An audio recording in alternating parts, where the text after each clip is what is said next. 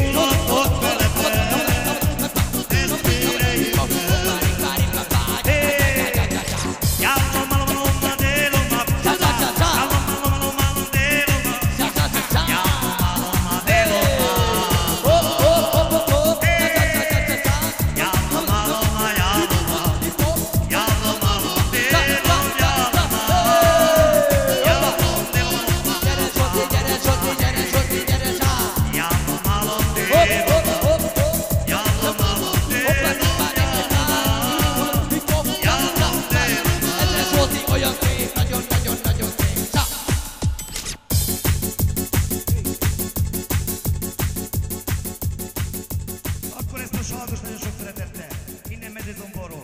Zsasi!